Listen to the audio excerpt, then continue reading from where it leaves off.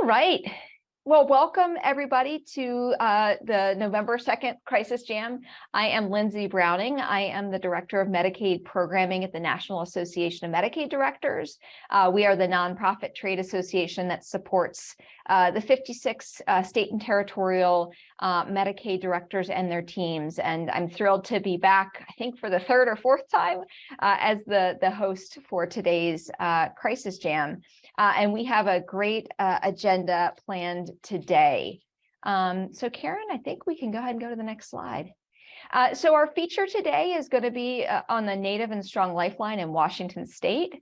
Really excited to hear about the great work there. So more on that to come in just a few minutes. But before that, I want to share some quick housekeeping notes and some updates and reminders for this group. The first is just to elevate and remind everybody about the incredible and growing participation we've had in the Crisis Jam.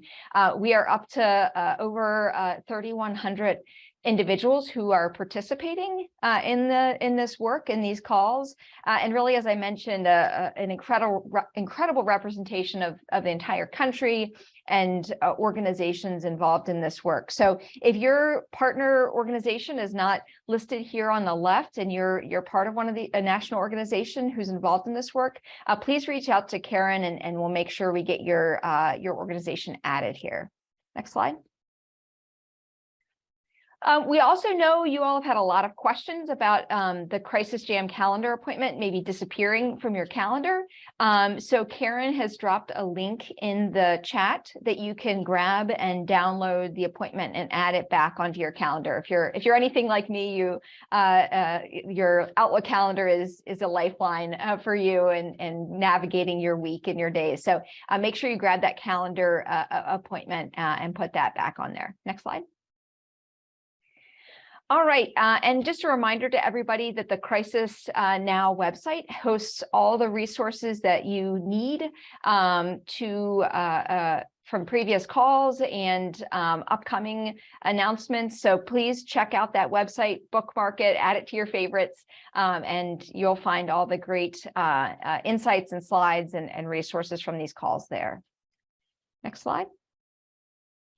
We also wanted to take the opportunity to flag a couple of news items for you all. The first is what was in the news this week around the HHS Assistant Secretary heading down to Puerto Rico to discuss the Puerto Rico Crisis Call Center and the news that is going to become the national Spanish Lifeline call center.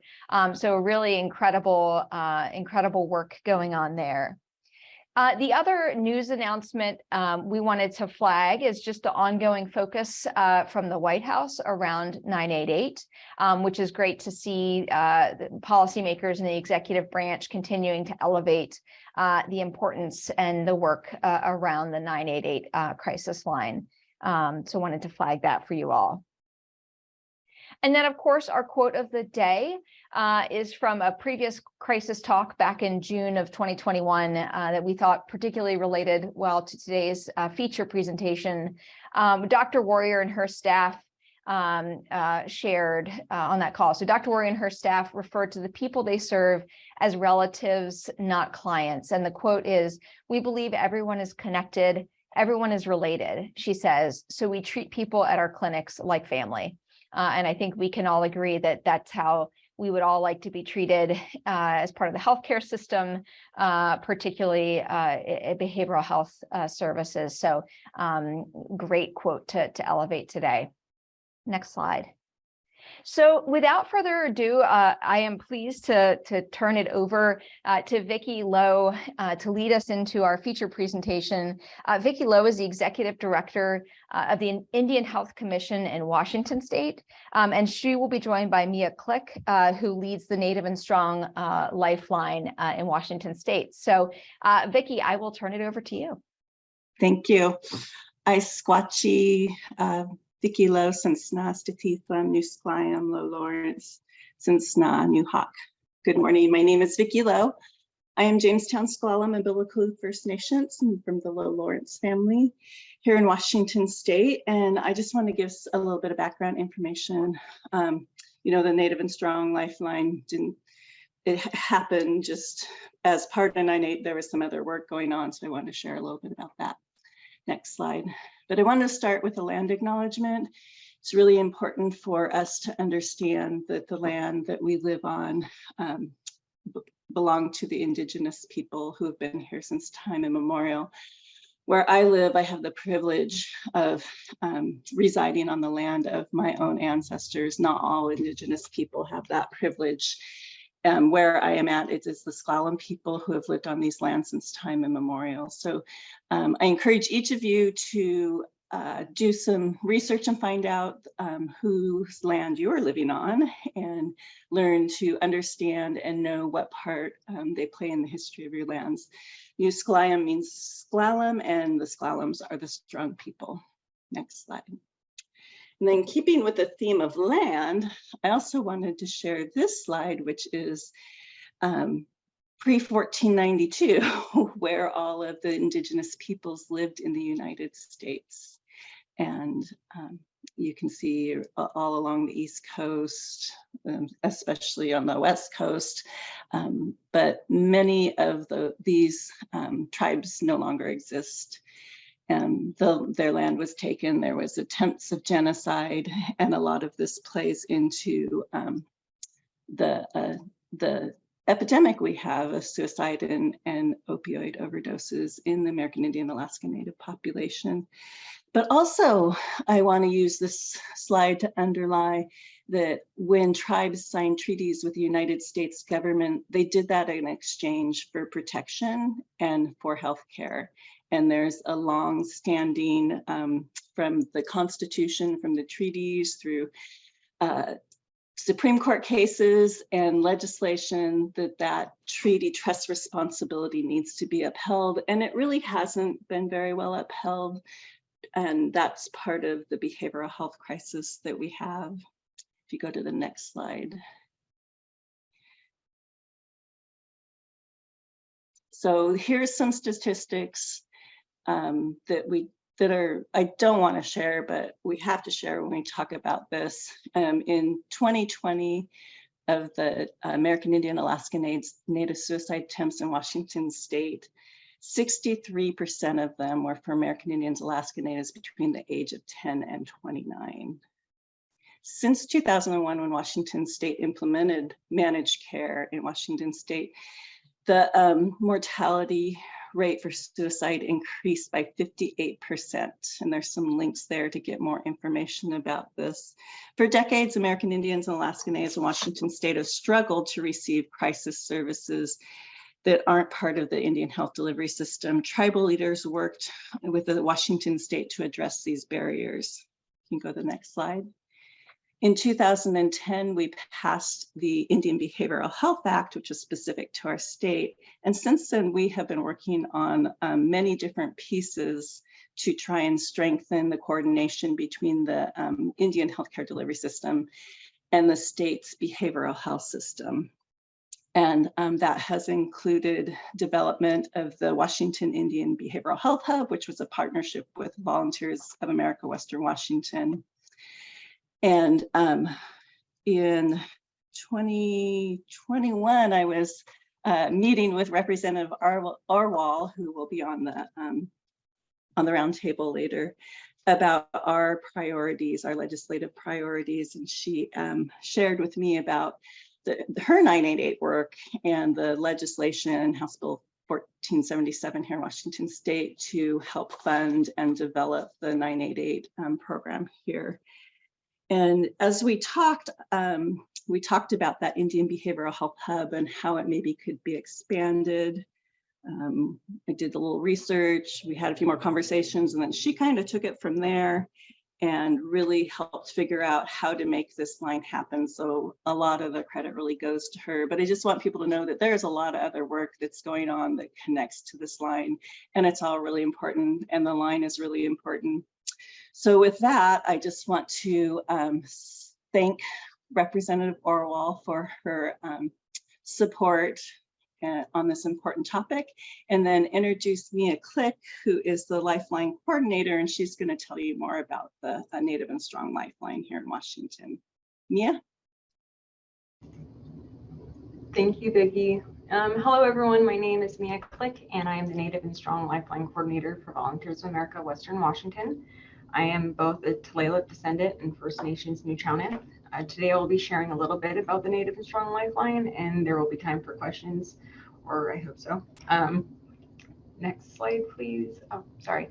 Nope, we're good. So what is the Native and what is Native and Strong? Native and Strong is the first statewide crisis line for Native Americans and Alaskan Natives. It operates just like Lifeline, meaning we operate 24 hours a day, 7 days a week, 365 days a year. Our tribal crisis counselors that answer the phones are all answered by other Natives and that are all advocates and are closely tied to their communities. We're really excited to say that we have counselors right here in Washington, California, and Arizona. It's also important for me to say that there are several tribes here in Washington that have their own crisis lines. And Native and Strong is not meant to replace those lines. We want to support those lines and just be another resource for them. Next slide, please. So why is Native and Strong needed? Suicide disproportionately affects Native Americans and Alaska Natives. Deaths by suicide is among Native women up 139% from 1999 to 2017. It's the second leading cause of death for American Indians and Alaska Natives, and the highest rate of suicide is among our young men between 10 and 34 years old. And all these numbers tell me is that our young people have very few places to turn to, and they are dying. So nowhere that understands the barriers, the pain, the suffering, and that's why we're here. It's important that our communities know that we're here, we're answering the phones, and we have the knowledge around our barriers. Next slide, please. So who's answering the phones? Our counselors are all tribally affiliated, whether that means they're enrolled into a tribe or a descendant, and they are answering with their tribal affiliation. The thought behind this was to make the client or caller feel comfortable knowing they are talking to another Native and creating that safe space. So building rapport from the beginning of the call, just sharing a piece of ourselves may help them be more comfortable. And we're really excited that we have counselors that are going to carry this out and that are excited about it. This line, much like the counselors that are answering the phones, they're not exclusively enrolled members. This means American Indians, Alaska Natives, First Nations, enrolled members, and descendants, as well as the service is not actually it's inclusive for all tribal people, so not just enrolled. This was important because I'm actually very happy to be a part of a family that there's a really good blend of enrolled, of unenrolled, and this is very common in Native communities. And one of the biggest reasons we need a resource that is not exclusive to enrolled members only. Next slide, please. So our counseling. So tribal crisis counselors do go through all the traditional crisis counseling training, as well as cultural competency training, which is made up of modules packed with everything from etiquette do's and don'ts on the phone, communication styles such as humor, which is often used as like kind of a coping mechanism, as well as indirect communication, as they are trying to tell you something without telling you, because it's very frowned upon in Indian country to talk about others, whether they're harming you or not. It's just not talked about. And then right down to our storytellers. And this is very important for us to slow ourselves down a little and let people tell their stories. And our elders speak slowly. So we adjust to that and we just slow down. So the counselors also complete personal assessments as they move through this training as well. And self-care is a huge part of our training. Next slide, please.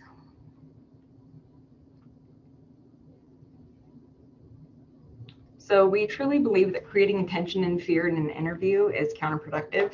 So if we make the person comfortable and remove the nerves from the interview, they are more likely to open up and share their true selves.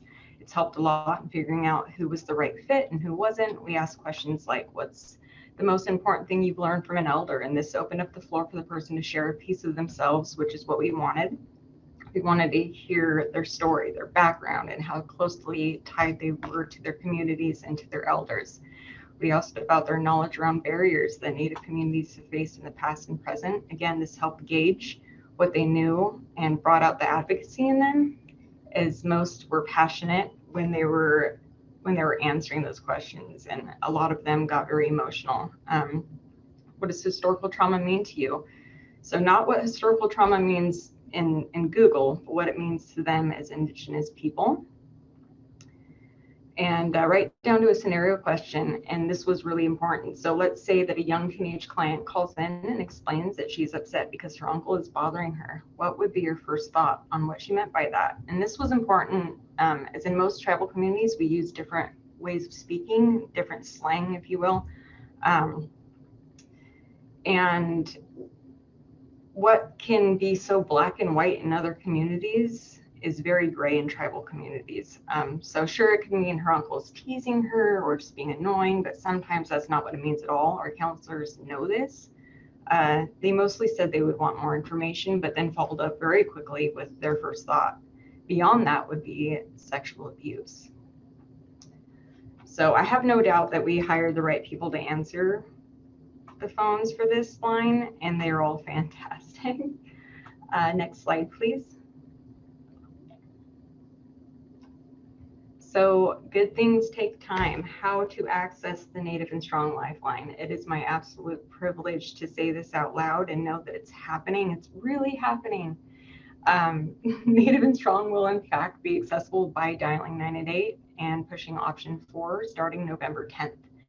The team is working very closely with Vibrant to make this happen, and it's in large part due to our tribal operations manager, Rochelle Williams, fighting so hard for the dial pad option rather than a really long 1-800 number that everyone's going to forget.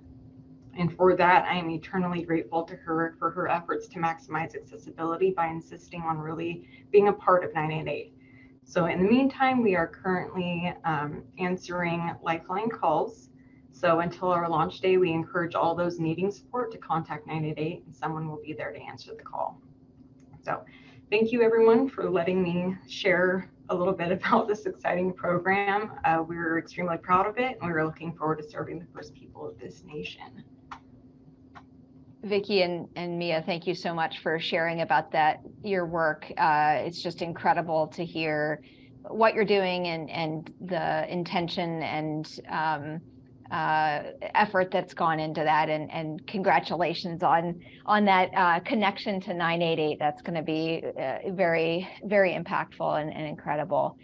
I want to invite our two roundtable reactors to jump in and just reflect a little bit on what Mia and Vicki shared as well. So Shelby, I'll invite you to jump in first, and then Representative Orwell.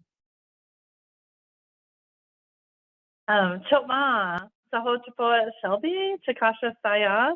Hello, I'm Shelby. I am a citizen of the Chickasaw Nation and director of the Suicide Prevention Resource Center. I'm happy to be here as I was listening to Vicki and Mia share. Just so proud of the hard work that has gone into bringing Native and Strong to life. And I think, and I don't know, Representative Orwell may have other things to add, but I just want to point out, even though, yes, legislation was passed and Washington State is by far leading the nation in being inclusive and making it a priority to have a tribal call center. No other state is doing that. But that being said, it has still been, deliberate efforts and steps and struggles along the way to make this a reality. When you're changing how things are done, that is hard, even when everyone has the best of intentions. And Rochelle and Mia and everyone there in Washington State has really been, that trailblazer to make this possible. Because of their hard work over the last year, it's going to be easier for other states to offer similar services. Representative Orwell, your reflections? Yeah, I was tearing up during the presentations. I couldn't be more proud. And I want to thank Vicki and Mia and Rochelle and Levi and Steve and all of our state agencies. I think we were able to move in this direction in Washington because of the partnerships and great work that had been done for a number of years.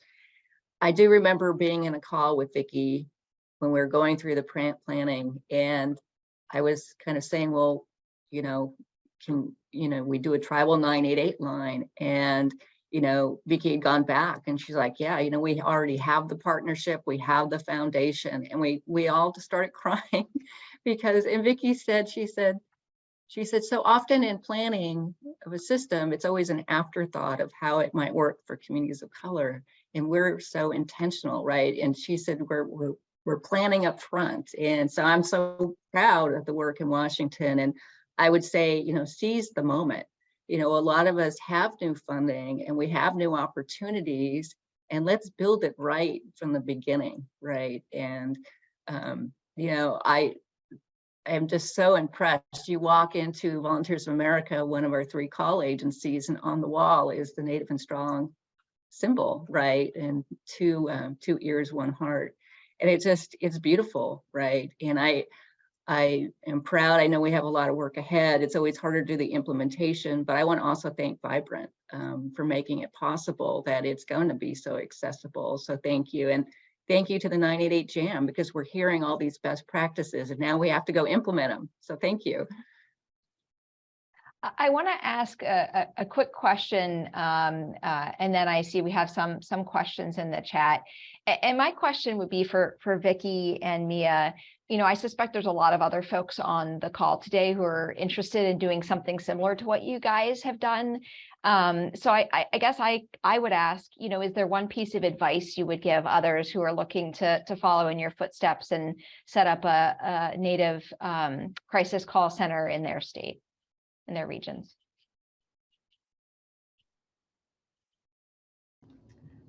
Vicki, I think that I will leave this one to you since you kind of started this whole thing. Oh, I mean, you have done amazing work, Mia.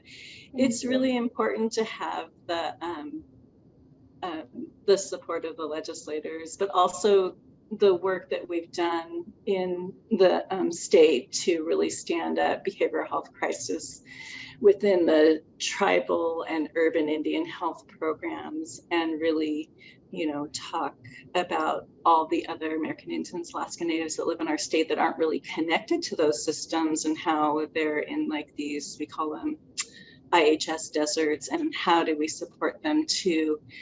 So I think that Mia has done a great job, Mia and Rochelle, of really thinking about the whole population and how to make all the work fit together. But it really, bringing in tribal leaders is helpful because they can speak directly to legislators and help support the funding. I don't know if you have anything to add, Mia. I was just going to, thank you. I was just going to add that it's very important to bring in tribal leaders, and not just tribal leaders, but the community, to really work with the community and see what they need, what's going to work best for them. That's extremely important in this work. That's what makes this work. That's all I had to add. Yeah, I think that's a really good point, and something that I think we could all do better with, right? In government in particular, is engaging those who are served by what we're trying to stand up, and partnering in that work. Couple of questions in the chat. I think I know the answer to the first one here, but do Native callers need to be from Washington state to call the Native and Strong Lifeline? And similarly, a similar question, is that option to press 4 only available to certain area codes who dial into 988? So their tribe doesn't need to be from Washington state, but they do have to have a Washington state area code to have that number 4 option. Yes. Got it.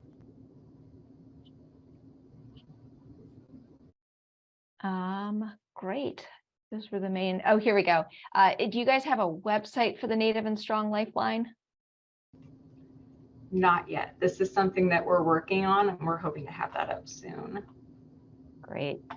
Yeah, seeing a lot of support for the work you guys are doing, and a lot of interest, I think, in learning from it and trying to replicate your all's success in other parts of the country.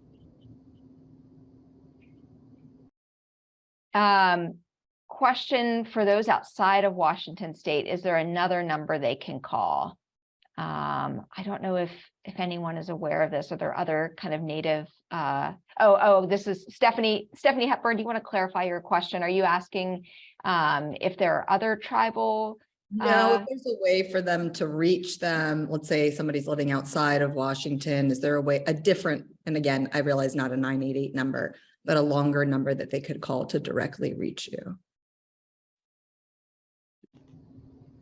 I honestly don't know, Shelby. I'm not sure if you would know the answer to this question. I know that if they call their crisis line, we're trying to make it, we'll be making other crisis line centers aware of Native and Strong. Mhm. So if someone were to call their crisis line and request it, they might be able to reach it, but I'm not quite sure. Got it. Okay, thank you. Yeah, hi Mia, this is Shelby. I wanted to jump in and say that I know that Vibrant is working closely with both SPRC and Indian Health Services and others to come up with more robust training for the call centers across the nation, because whereas Native and Strong is, going to be such a powerful resource for tribal communities within Washington state, that is one state. And so every other state, kind of a call to action is start laying the groundwork. What do the tribal nations and communities in your area need? Right now, of course, they can always reach out to 988, but as far as, tribal specific, it really varies by community. And so at the moment, the strategy is increasing capacity of all 988 centers to be able to take calls in a culturally competent and humble and way that resonates with those they're trying to serve. Thank you, Shelby. And maybe one final question for you all, and Mia, this may be more directed at you. You mentioned the suicide rates among young men in the community are some of the highest. Are you thinking about sort of targeting outreach about the Native and Strong Lifeline to that community, to those age ranges, or thinking about that kind of in the training of some of the individuals who answer the calls? Just curious your thoughts there. There is a little bit of training about targeting that specific age range, but I actually had a counselor yesterday suggest that we start outreach at schools and being able to show our young people, this line, what it's about prevention, right? So we are going to start more presenting at schools, because I think that it would be so helpful, and they need to know that there are people there that understand and they want to listen. That's great. And there is a media campaign kind of in the development we're really waiting for that dial pad option to go live to really start pushing it out. Yeah, I was trying not to say too much because it's like we're waiting on a few things. Yeah. That's great. Well, thank you guys again for sharing about the incredible work. I think we'll all be watching closely and borrowing and learning from the impact that I'm sure you all will have in your community. So thank you for taking the time to share with this group today. I want to go ahead and move us into our next segment, but first, a quick reminder that the Crisis Jam t-shirts are available for folks to purchase, or you can get a free one by jumping into the trivia hot seat. And a huge thank you to all of the individuals who have volunteered to be in that hot seat in the past. So with that, we can go ahead and move into today's trivia spot, which keeps with the theme around Washington State. So Casey Muckler is going to be in the trivia hot seat today. Casey, thank you for agreeing to do it. And Casey, my understanding is you are with the 988 Crisis Lifeline in Missouri. Is that correct? I am, yes. Fantastic. Okay, so here's your question, and we will put out a poll as always to get a little phone the audience or ask the audience. But Washington State's 988 Suicide and Crisis Lifeline website describes House Bill 1477, the creation of 988 and services for certain populations, including veterans and American Indian and Alaska Native people. The website also includes the general public, how the general public might help promote 988 Lifeline, There is Hope. What is the product you can purchase? A square magnet, a large poster, a license plate emblem, or a wallet card? So it's all about promotion today, so folks can put in their best guess. Casey, what's your initial thought? You know, this is a tough one. I would love to get the insight of the audience here and see what they recommend. All right, so hopefully folks see a poll question up and can submit their responses.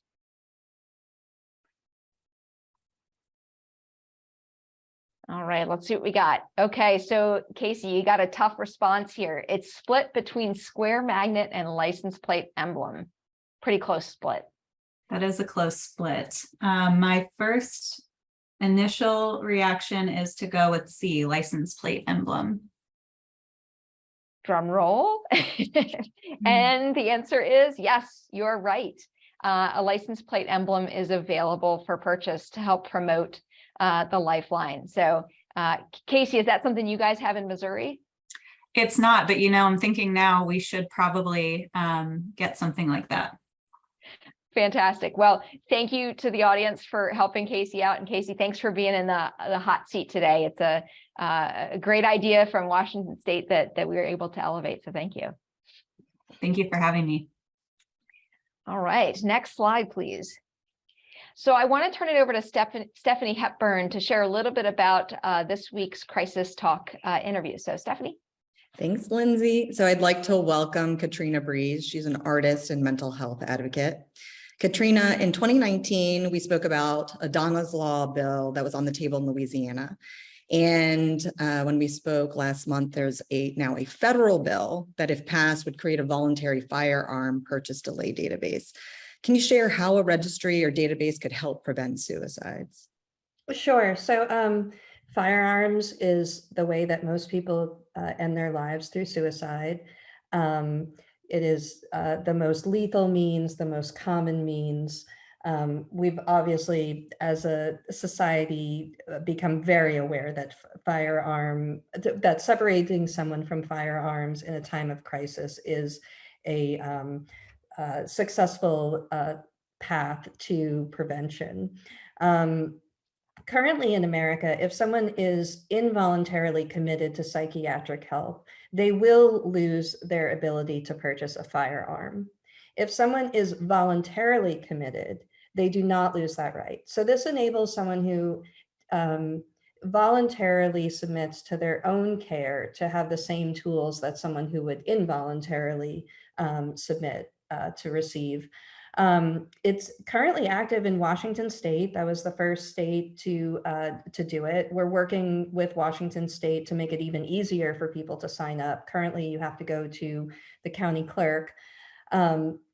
This is for anybody can sign up. There's no blank on the form about what kind of mental illness you have.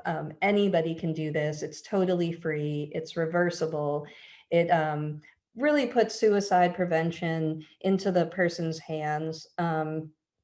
In my family, which none of us own guns, there has been 4 gun suicides over many years in our family. And realizing now how easy it is for someone who does not have a gun to experience a crisis and just walk into a gun store in many states and purchase a gun with no barrier other than having enough money to purchase it, puts people at increased risk. People who walk by gun stores often, in where I live, there are gun stores, and you can walk by, and if you walk by McDonald's, you might want some French fries. If you walk by a gun store, it's going to give you ideas too. And so this enables people to create self-defense against gun suicide. You know, we've talked about advanced directives and creating tools and safety planning and how this could be just one more tool that people have access to in developing their own plan. You know, you know, in the article, we talk also about grief and how for you, you've changed, or taken your grief rather, and used it as a vehicle for change. And you've managed to be instrumental in all of these steps and legislation, and now what in Utah also, right, and Virginia. You mentioned that the federal bill helps to overcome some of the hurdles that you've seen in other legislation. Can you talk briefly about what that looks like? Sure. I mean, part of the problem is that there's 50 states, so we would have to go through the legislatures of all 50 states in order to have this happen.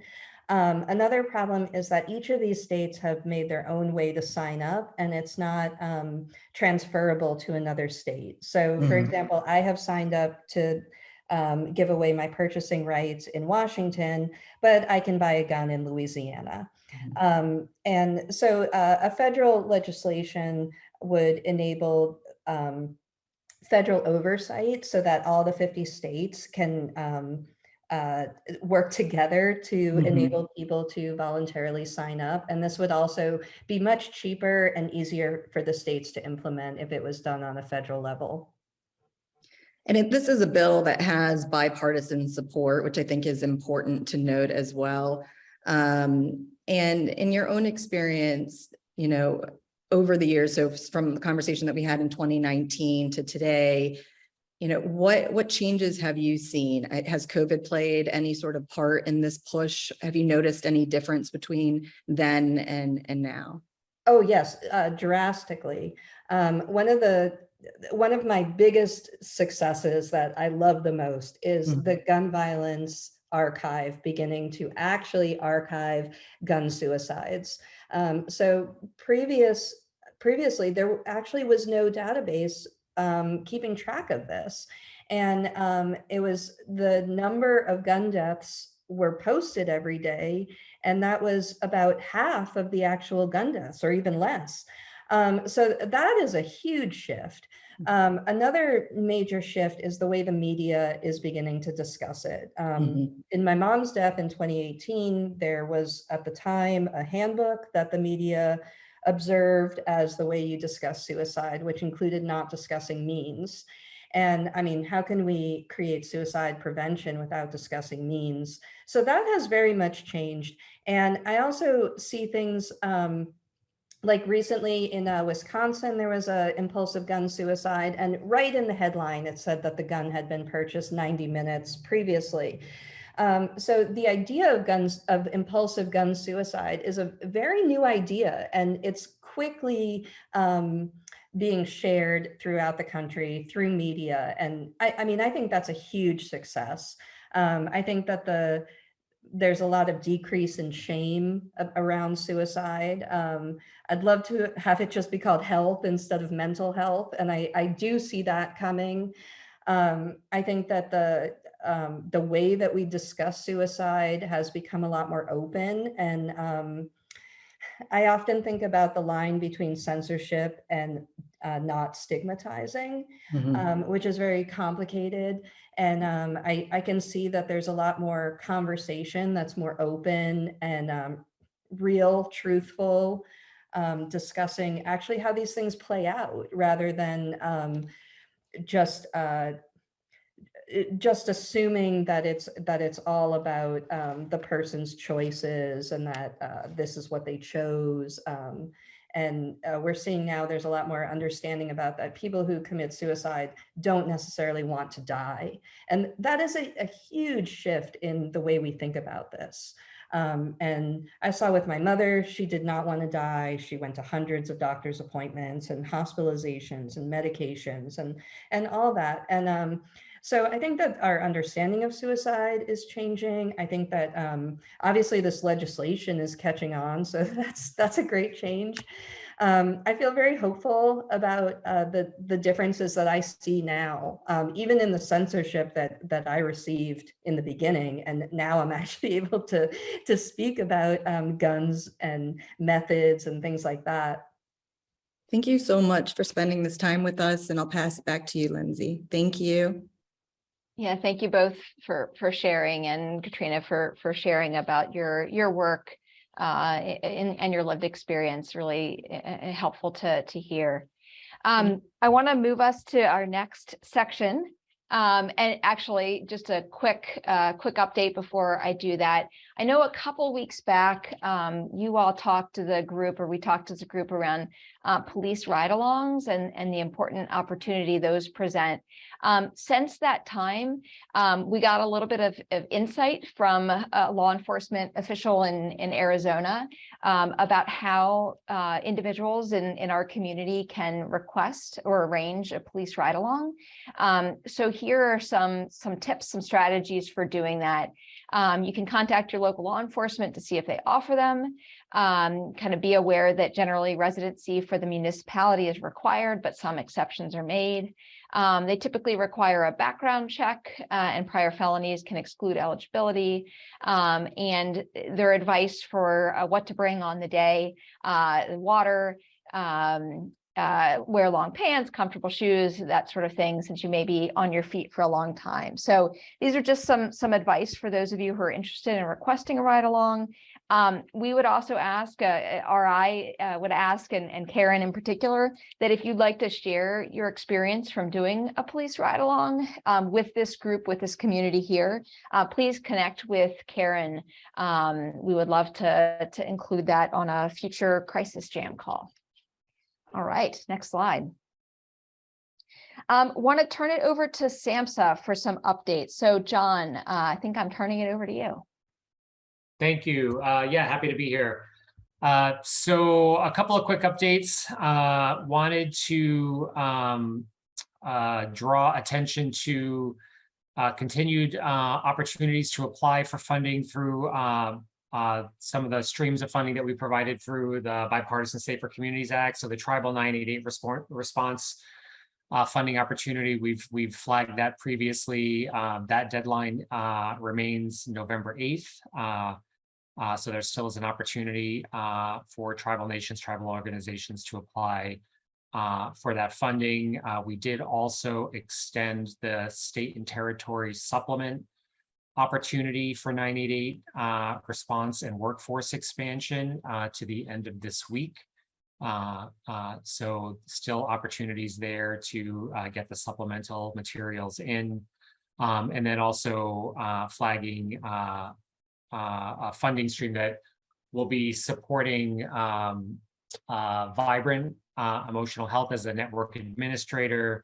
Again, really elevating the voice of equity here with respect to enhancing language access, Spanish chat and text, making sure that there's enhanced programming for populations that we know to be at higher risk of suicide. And so some of the funding through BISCA will be dedicated to that work as well. And I think it was already mentioned on the call here earlier that there has been a lot of work within the network building up Spanish language capacity for call response, because that has been an area where we've recognized that there has been a need for expansion. And so good news with Puerto Rico and other work that's being done to expand Spanish language capacity in the 988 Lifeline network. Wanted to also flag that on the sort of building on previous convenings that SAMHSA has had with NASHBIT as part of a co-sponsorship, along with a number of other planning partners.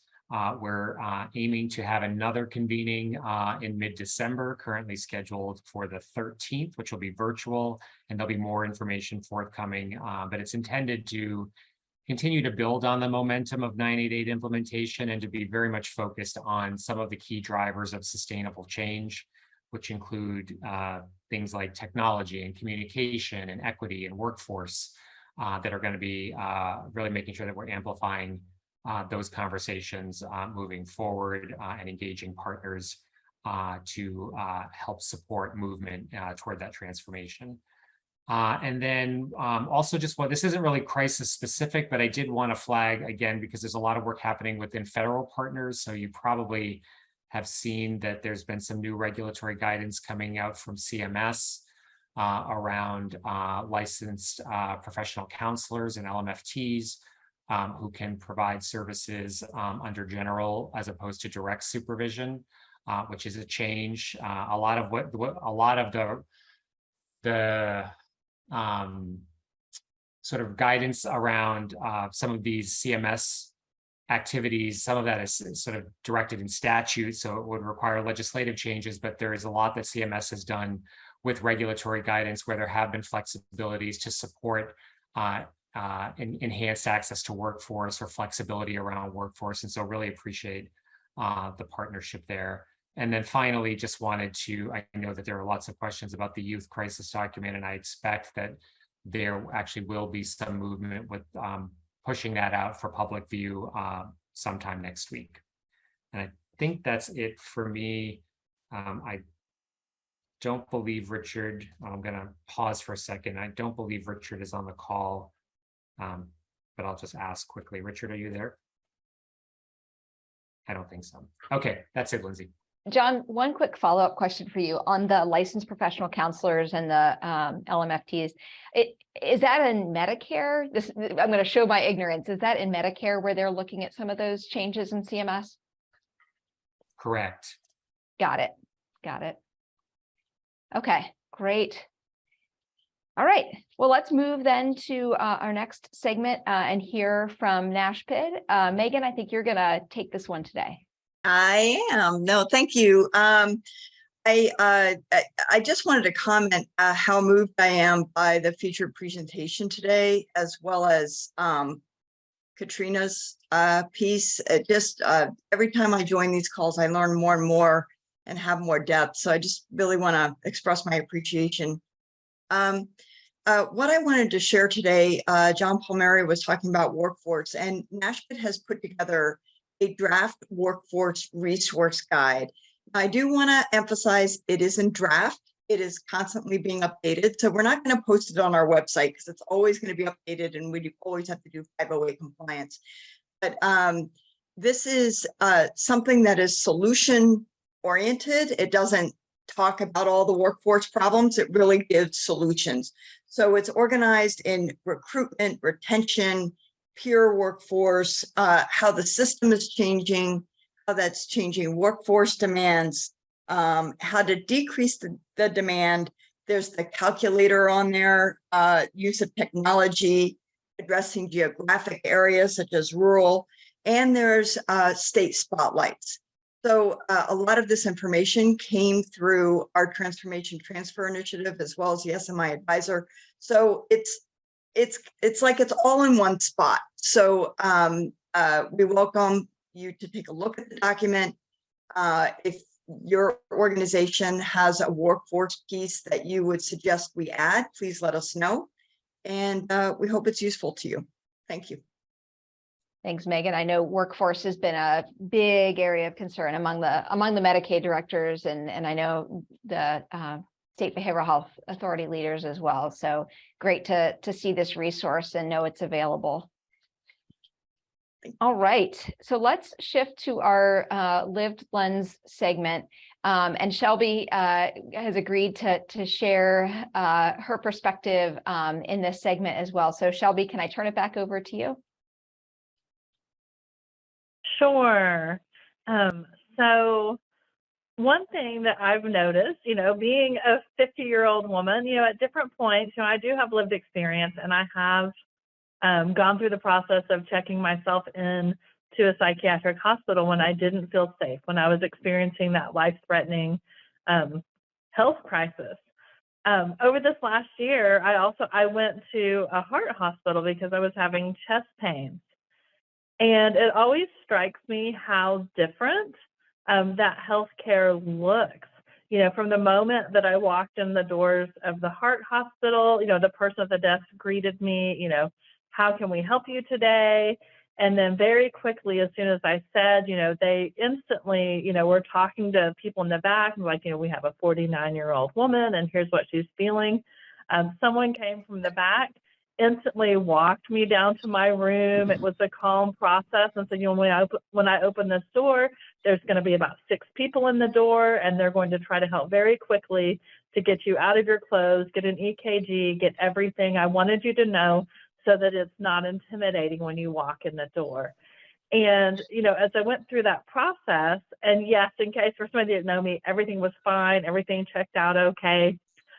But as we're doing these crisis receiving and stabilizing, to really put that to heart, think about how are we treating other people in a life-threatening health crisis to make it less traumatic for them. And I think we have lots of lessons to learn in our field.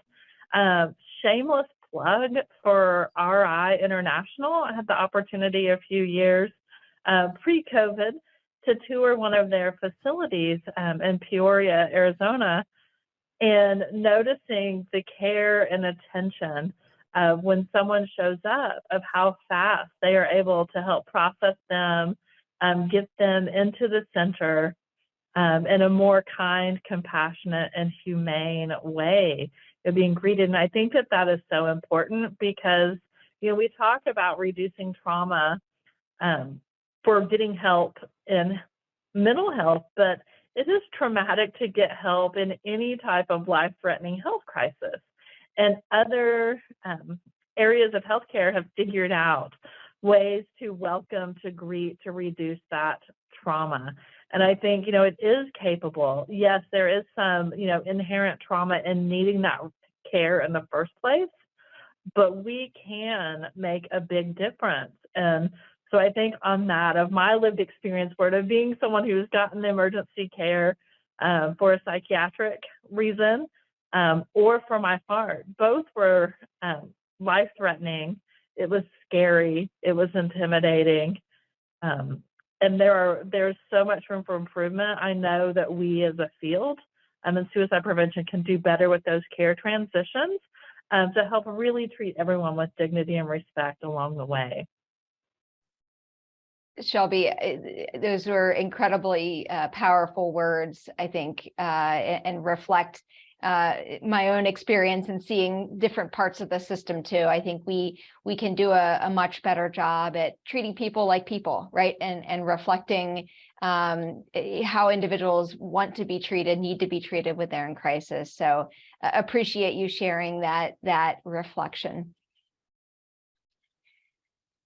All right, I want to move us to our next updates here and want to hear from kind of what's the latest and greatest of what's happening at the federal front. So Sarah, I want to turn it over to you.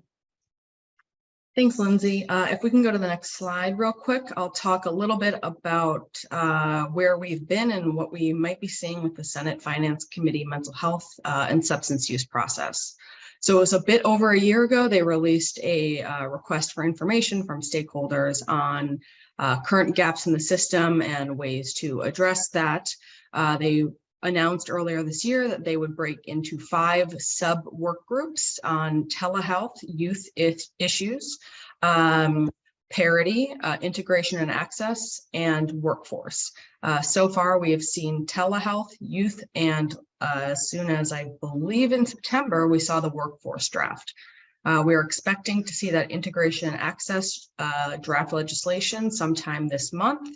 And from what we can tell so far, it looks like there is going to be some Medicare and Medicaid crisis work, including potentially some crisis continuum services, reimbursement, as well as peer support, inclusion in Medicare, and some guidance to states on Medicaid would be potentially included. So we hope to see more sometime this month on that.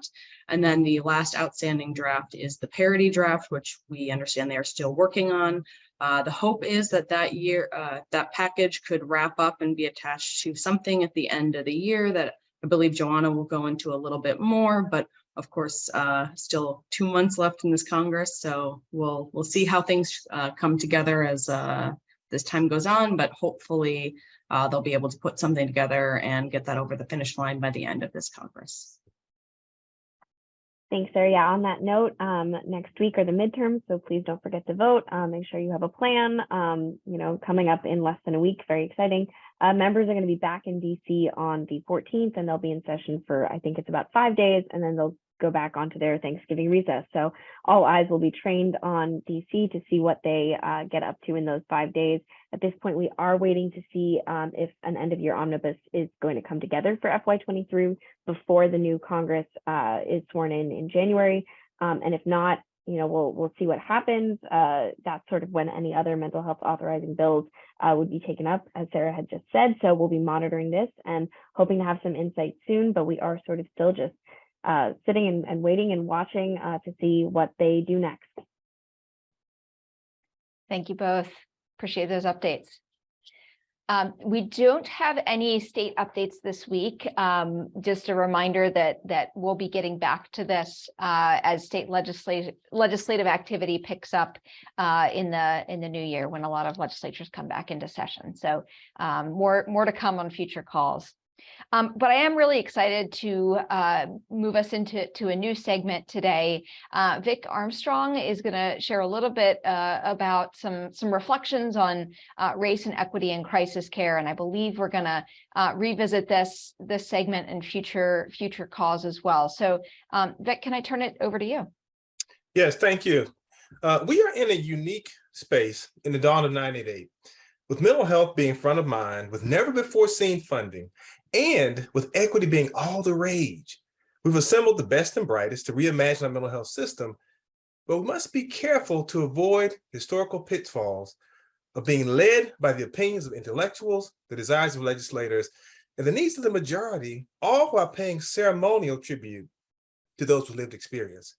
As we reimagine our approach to behavioral health, we cannot do so effectively or ethically without having the voices of those who understand the intersectionality of mental health challenges sitting front and center of those discussions. Those who understand what it is to be a Black man living with serious mental illness, all while trying to navigate a society that seems to fear you even under the best of circumstances. Or to be a Latino and live with intellectual disabilities or traumatic brain injury, all while trying to navigate services that may or may not be available in your primary language. Those who understand what it is to be an Indigenous person living with a substance use disorder while also coping with the loss of elders to the COVID pandemic. Those who were not only loved ones, but were also your keepers of language and songs. Or an Asian trans person struggling with an anxiety disorder exacerbated by the discrimination that often accompanies mental illness, the hatred that is perpetrated toward trans Americans, and the increasing rates of violence against Asian Americans. Without giving voice and a seat at the table to those individuals, we will fall short of achieving equity. Historically marginalized communities are not looking for a voice for the voiceless. They're looking for an opportunity to have their voices be heard. We have the platform to build a more equitable system. We can transform from a system that doesn't have the resources, the workforce, or the cultural humility to meet the never-ending demand for hope, help, and connection, to a system that reimagines connectivity, re-engages our communities, and re-establishes hope in the communities where people live, work, play, and pray. We cannot afford to miss this window of opportunity to rethink and redesign our mental health system and create a system built by the people, for the people, and by the people, I mean those with lived mental health experience. Thank you. And be sure to stay tuned for Strong Talk podcast coming soon. Vic, thank you so much for those words and the reminder that our commitment to equity cannot just be in words only. We have to take action. We have to center the experiences, the individuals in the decision-making process that we are trying to serve. So really appreciate that call to action and that reminder. All right, I want to move us here into a couple of final reminders as we reach the top of our hour. The Moving America's Soul on Suicide is out there. We encourage you to check it out. Episode 6 is with Craig Miller and is now available on the website, so be sure to check that out. Next slide. And then we want to give you all a heads up around what's coming soon. Of particular note, at the bottom of the slide here, you'll see that on January 4th, we're going to dig in with SAMHSA into the youth crisis guidelines. So I think there's going to be a lot of interest in that one. But in the meantime, next week, we have a conversation with the Ad Council on mental health segmentation. And then on November 16th, a conversation with Dr. John Walkup and Paul Botello on healing through justice. And then we have some breaks for the holidays throughout the next 2 months as well. And if there are topics you all would like to see on future Crisis Jam calls, please let Karen and the RI International team know. They're always open to your feedback and suggestions for the types of content that would be most impactful and helpful for you all as you carry out your work in your communities. So I want to thank all of our speakers today and experts for sharing their insights and appreciate you all joining us. We'll see you same time, same place next week. Take care and have a great rest of your Wednesday. Bye.